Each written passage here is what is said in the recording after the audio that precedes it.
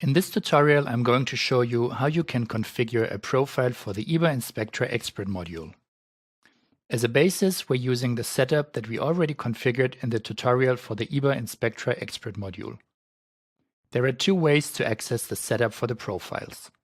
One is to configure an existing profile. You can click on Configure Profiles. The other way is to add a new profile by clicking on Add Profile in the Profile selection. On the left side, you can see all the existing profiles and the new profile. Here you can specify a name for your profile. In this tutorial, we will take care of two of these sections. One is the calculation, where all the calculation parameters can be configured. The second one is the configuration of the bands. I will not go into detail for each parameter because some of them are just for special use cases. If you need detailed information regarding the single parameters, please see the manual. Here you can select the sensor type you're using. It's possible to use a displacement, velocity, or acceleration sensor. Also, the input signal unit can be selected. This is important because ibaInSpectra gives you the possibility to select the unit of your spectrum. In this case, you can convert your signal to velocity or displacement. But we want to stick to the acceleration, so the spectrum unit will be the same as the sensor unit. As the next parameter, you have to give in the number of lines you want to see in your FFT analysis. This number is a very important part of the FFT view. If you take a small number of lines, the resolution of your FFT will not be so good. Higher values will give you a better resolution but longer update time. In this case, we select this value, and now you can see the number of samples that will be taken into account for the FFT calculation. The factor between number of lines and number of samples is 2.56. You can also specify an overlap percentage for the frames for the FFT calculation. In our case, we want to use 90% overlap, so the update time is much faster because we only take 10% new data into account. In the calculation section, you can specify some of the typical parameters. We just suppress the DC and want to have Hanning as the window type.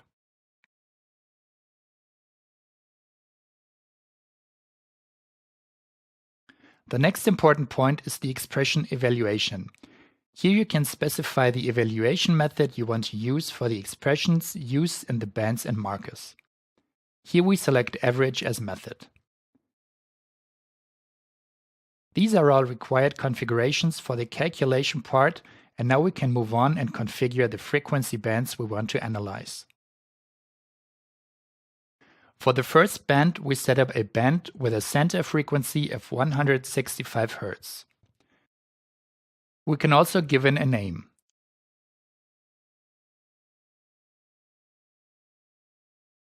With a delta frequency, we can specify the bandwidth. With a value of 10 Hz for the delta frequency, we get a bandwidth of 20 Hz. For each band, we can configure events like alarms or warnings. In our case, I set up an alarm for the RMS value of this band. The limit should be 5. We don't need a dead band or delay time. I can also give it a name.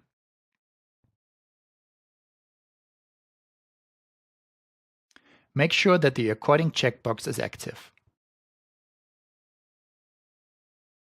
Now this icon indicates that an alarm is configured for this band. For better demonstration, I will set up some more bands without recording. As you can see, for band number 2 I configured a warning, and for band number 3 another alarm. Now all the necessary configurations for the profile have been done, and we can go back to the ibaInSpectra module. As we have a look at the analog signals, we can see the 3 bands. In our case, we are just interested in the RMS values, so we can just deselect the other signals.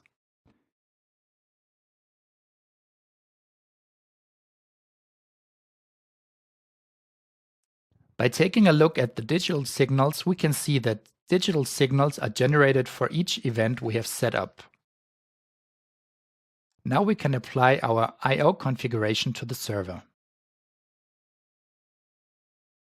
Let's have a look how the view has changed. As we can see here, our 3 bands are configured.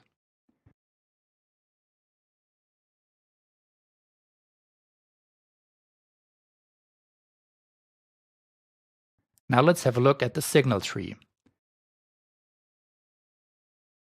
Besides the analog signals for each band,